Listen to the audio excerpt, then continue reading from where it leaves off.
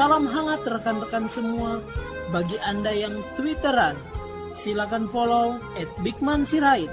Mencermati keseharian kita sebagai anak bangsa. Silakan broadcast ke rekan-rekan kita. Tuhan memberkati.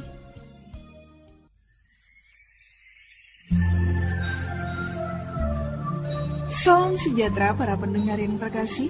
Selamat bertemu kembali dengan Yayasan Pelayanan Media Antioquia yang didirikan oleh Pendeta Bigman Sirait untuk melayani Tuhan Kepala Gereja melalui media.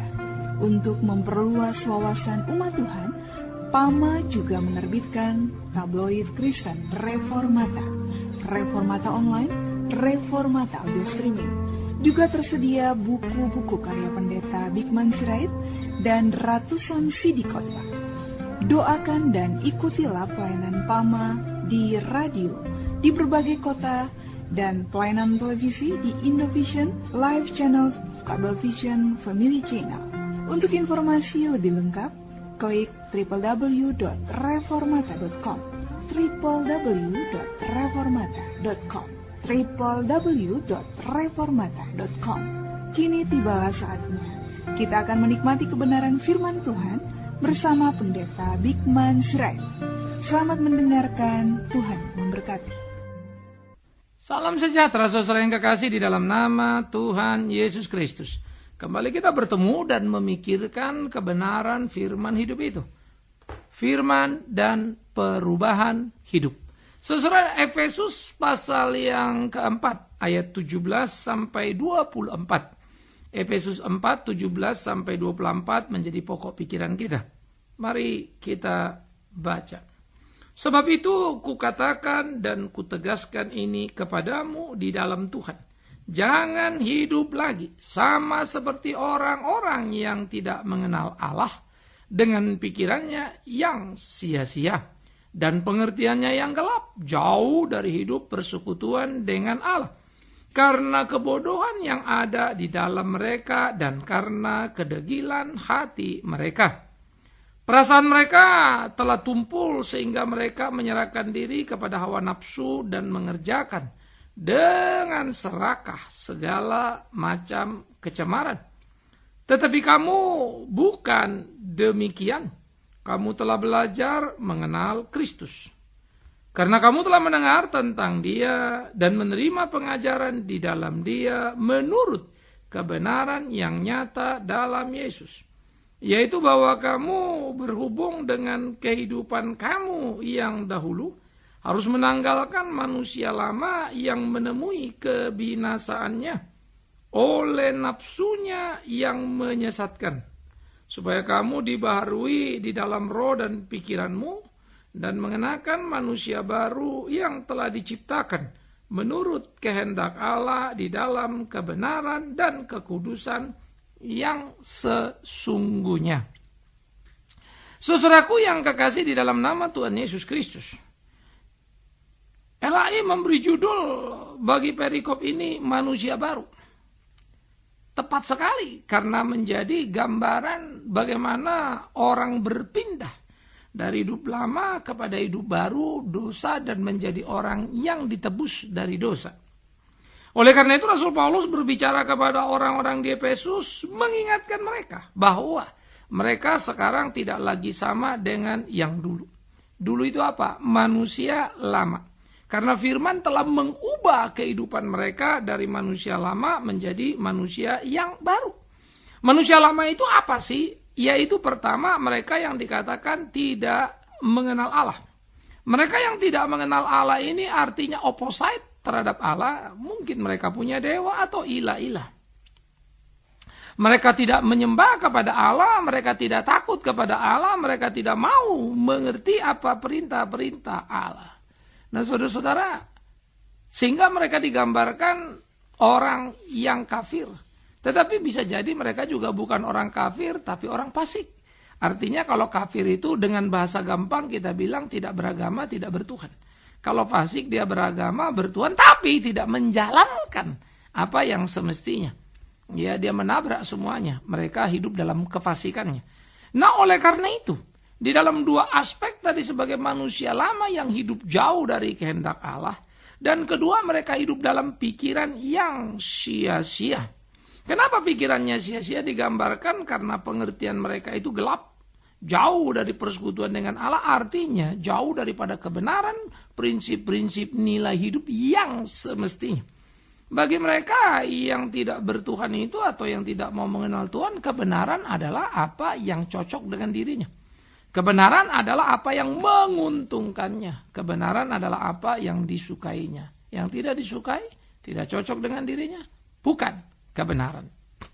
Nah, inilah menjadi pergumulan penting yang patut untuk kita gumuli, yang patut untuk kita pahami. Bagaimana kita menjalani hari-hari kita supaya kita boleh hidup sesuai dengan kehendak Tuhan. Bagaimana kita menempatkan diri kita dan bagaimana kita menjalani hari-hari kita. Saudara-saudaraku yang dikasihi oleh Tuhan Yesus Kristus. Penempatan diri yang tepat, yang hidup sesuai dengan kehendak Allah, menjadi kehidupan yang semestinya dijalani oleh orang-orang yang mengenal Allah.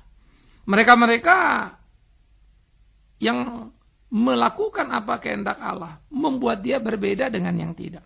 Nah, karena itu orang-orang yang tidak mengenal Allah tadi, betul-betul mereka berjalan menurut maunya, menurut kehendaknya, ya. Dan mereka hidup di dalam kebodohan dan kedegilan hatinya. Hatinya kenapa bisa? Ya, mereka masa bodoh terhadap semuanya.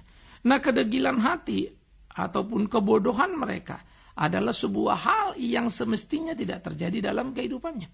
Kebodohan dan kedegilan yang sangat mengerikan. Itulah gambaran orang tidak mengenal Tuhan.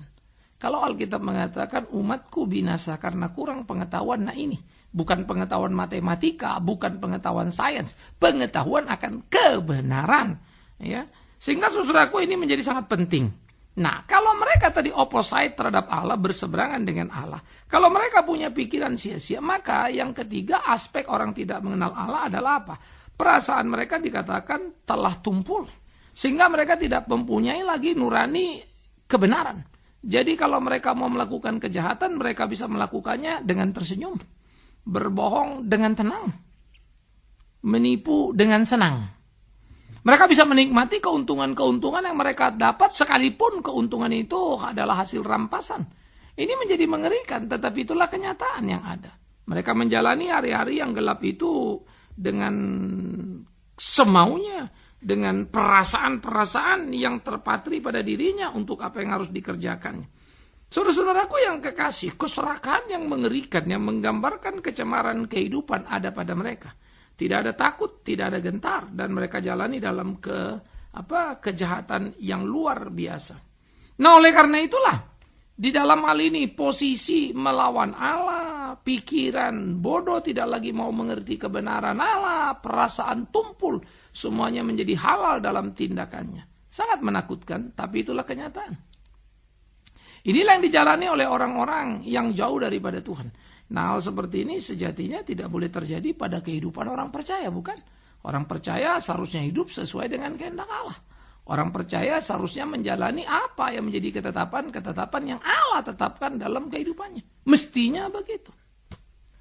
Nah, saudara-saudaraku yang dikasihi oleh Tuhan Yesus Kristus, apa yang kemudian menjadi gambaran dari orang hidup lama, betul-betul menjadi gambaran yang merusak nilai-nilai dalam kehidupan ini dan bermusuhan dengan siapa saja yang menyukai kebenaran. Mereka hanya bersahabat dengan siapa yang menyukai kegelapan. Jadi sangat jelas posisi manusia lama. Oleh karena itulah dikatakan oleh Paulus terhadap orang-orang di Efesus, kamu tidak demikian, gitu ya. Karena kamu telah belajar mengenal Kristus. Maka waktu dikatakan kamu tidak demikian, kenapa? Karena kamu telah belajar mengenal Kristus. Artinya, sekarang orang-orang yang benar, tadi kan tidak benar, orang gelap, orang benar, orang terang, itu istilahnya. Adalah manusia baru dan bukan manusia lama. Yaitu mereka yang hidup mengenal Kristusnya. Nah, ini menjadi luar biasa. Mereka berjalan bersama, bersekutu dengan Tuhan Allah itu. Mereka tidak berseberangan. Mereka ada di dalam persekutuan itu, membuat manusia itu terus-menerus berinteraksi dengan Allah yang hidup. Sehingga dia belajar mengenal kebenaran, belajar mengerti kebenaran, belajar hidup dalam kebenaran. Ya. Nah, ini orang yang disebut lahir baru. Ini yang disebut anak terang. Ini yang disebut benar. Maka mereka hidup dalam hal yang semestinya, bagaimana mereka menjalani hari-harinya. Dan bagaimana kemudian dikatakan orang-orang percaya itu terus menerima pengajaran kebenaran akan Kristus. Karena dia sudah menyatu bersekutu dengan Kristus. Orang yang menyatu dan bersekutu dengan Kristus selalu haus akan kebenaran tentang Kristus. Dan dia bertumbuh, bertambah, belajar, mengerti kebenaran Kristus. Nah, apakah ini hidup dalam hidup kita? Ini pertanyaan menarik, saudaraku. Apakah ini ada di dalam diri kita? Pertanyaan menarik yang perlu dijawab oleh setiap kita. Pertanyaan menarik yang perlu untuk kita pertanggungjawabkan dalam kehidupan keimanan kita. Pertanyaan menarik yang patut untuk menjadi pergumulan serius dalam hidup sebagai orang percaya. Bagaimana sejatinya menjalani apa yang menjadi kehendak Allah? Bagaimana sejatinya menghidupi kasih karunia Allah? Sehingga hidup kita menjadi hidup yang berkenan kepadanya, hidup yang memuliakan namanya. Nah, inilah seharusnya kehidupan orang percaya. Inilah seharusnya kehidupan orang benar. Inilah seharusnya kehidupan orang Kristen yang sejati. Maka pertanyaan pertama adalah, apakah engkau hidup bersekutu dengan Allah? Artinya di dalam Dia, bersama dengan Dia. Nah, itu akan dipahami bagaimana kita tahu dia di dalam Dia. Pertama, pemahaman tadi itu kan. Itu aspek kedua, mengikuti pemahaman akan Allah yang benar. Pasti dia tahu, karena dia belajar. Jadi posisi dalam Kristus itu pertama, mengenal Allah karena dia belajar, sehingga persekutuan dengan Allah tampak pada, kan gitu. Ya, pemahaman dia tentang Allah yang benar. Ya, namanya sudah bersekutu dengan Allah. Tentu dia mengenal Allah. Bagaimana dia bersekutu dengan Allah? Kalau dia tidak mengenal Allah. Kalau dia mengenal Allah, tentu dia bisa menjelaskan. Kalau dia mengenal Allah, tentu dia bisa menjawab tiap pertanyaan tentang siapa Allah. Nah, ini menjadi amat sangat penting. Lalu bagaimana dengan perasaan mereka? Perasaan mereka yaitu perasaan yang sekarang dihidupkan. Tidak lagi tumpul, tapi terlatih, terajar. Mencintai kebenaran, keadilan. Perasaan mereka itu sudah mempunyai kepekaan. Bagaimana kesulitan orang yang harus diambil bagian. Bagaimana kepahitan, kegetiran orang yang harus dihiburkan. Bagaimana kelemahan orang yang harus dikuatkan. Sehingga hidupnya tidak lagi melulu tentang dirinya, apa yang disukainya. Tetapi tentang Kristus dan apa yang Kristus mau dalam hidupnya. Itulah kehidupan orang yang benar, orang yang sudah diperbaharui. Sehingga perubahan hidup yang tampak itu adalah perubahan hidup yang radikal. Kenapa? Karena semua manusia lama itu sudah ditanggalkan. Dan kemudian bagaimana manusia yang membawa manusia kepada kebinasaan, yaitu hidup lama itu ditanggalkan. Begitulah kemudian mereka diperbarui di dalam roh dan pikiran dan mengenakan manusia baru yang telah diciptakan menurut kehendak Allah di dalam kebenaran dan kekudusan yang sesungguhnya. Maka saudara-saudaraku yang dikasihi oleh Tuhan Yesus Kristus, di dalam kebenaran dan kekudusan yang sesungguhnya, disitulah mereka sudah dibenarkan. Disitulah mereka sudah dituntun, dipimpin untuk berjalan di jalan yang Tuhan kehendaki. Hidup menyenangkan hati Tuhan, melakukan apa yang Tuhan mau. Sehingga hidup mereka sungguh-sungguh menjadi hidup yang bisa dipertanggungjawabkan. Pikiran baru, manusia baru itu ya, jiwa yang baru. Artinya seluruh orientasinya hanyalah kepada Allah. Kalau dulu orientasinya hanyalah kepada diri. Nah, sekarang mari kita membuat satu komparasi atau perbandingan, saudaraku yang kekasih. Sejauh mana sebetulnya firman itu telah mengubah seluruh hidup kita. Ingat, bukan firman tidak berdaya ya. Firman berdaya berubah siapapun. Yang menjadi pertanyaan adalah, apakah kita orangnya? Itu loh. Ya. Apakah kita orangnya? Artinya, kalau kita orangnya pasti kita berubah. Kalau bukan, ya memang kita belum pernah diperbaharui. Jadi jangan pikir, oh firman sih sebenarnya memperbarui dia, tapi dianya memang payah.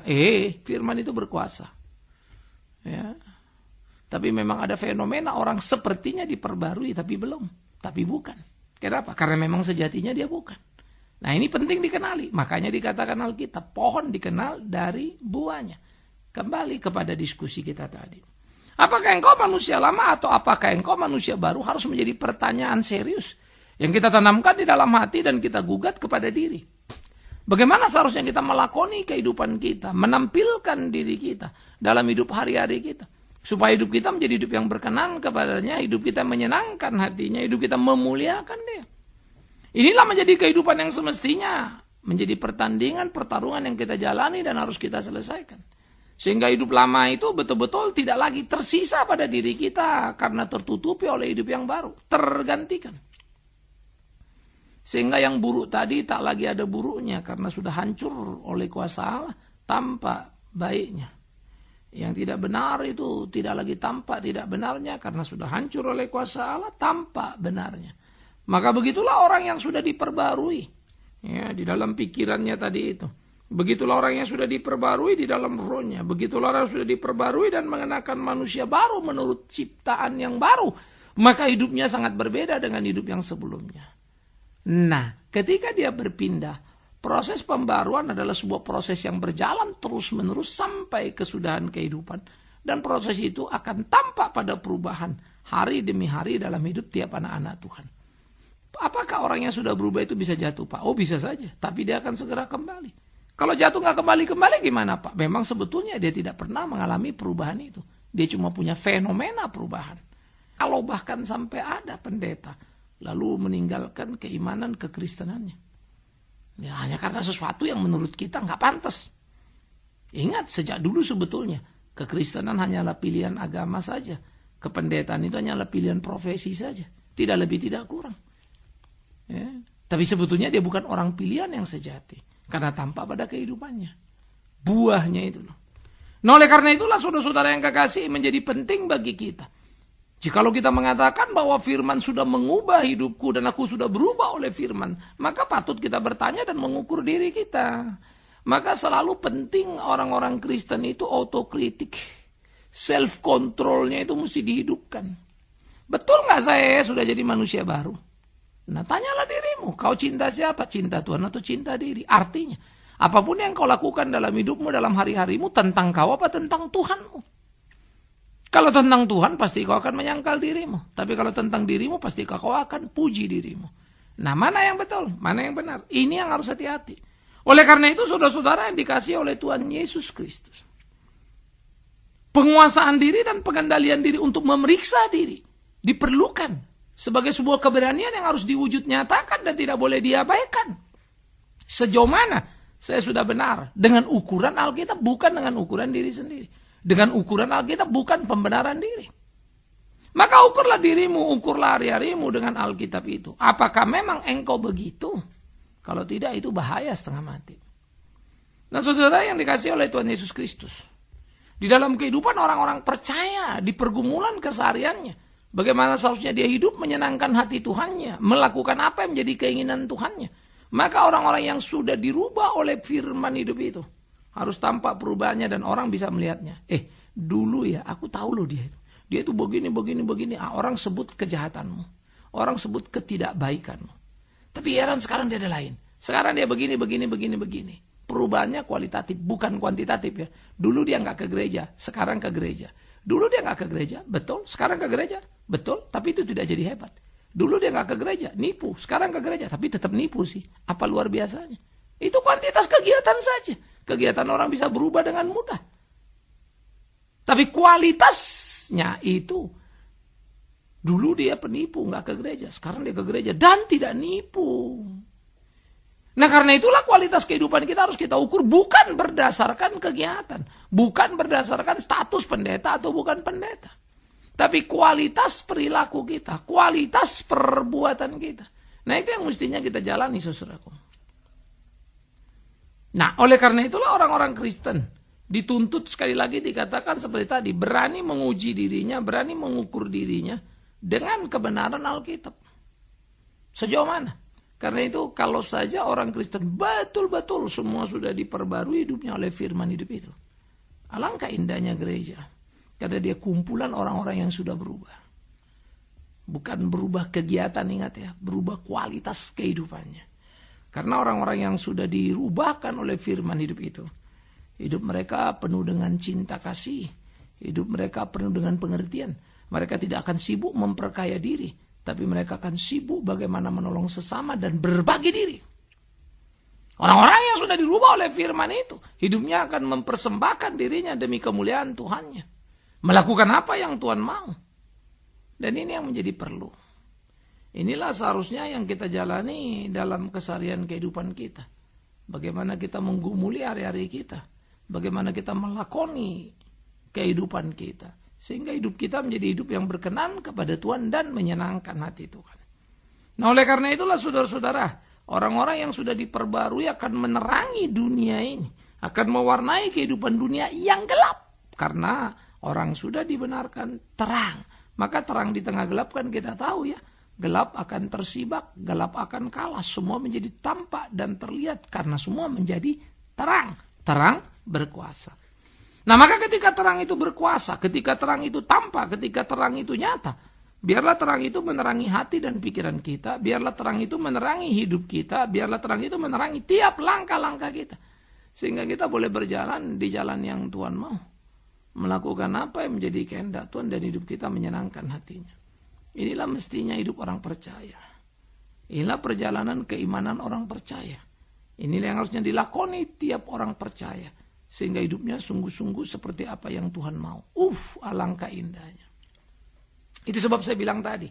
Ingat, ukurannya jadi gampang. Pertama, dia tidak akan cinta diri, tapi cinta Tuhannya. Karena apa? Dia menyangkal dirinya. Itu orang percaya. Nah, karena itu dia akan jadi berkat bagi sesamanya. Ingat, dia tidak mengumpulkan berapa kaya, tetapi berapa dia berbagi. Apalagi mengumpulkan dan bercerita. Betapa kayanya saya. Tapi dia tidak pernah berbagi. Itu mengerikan.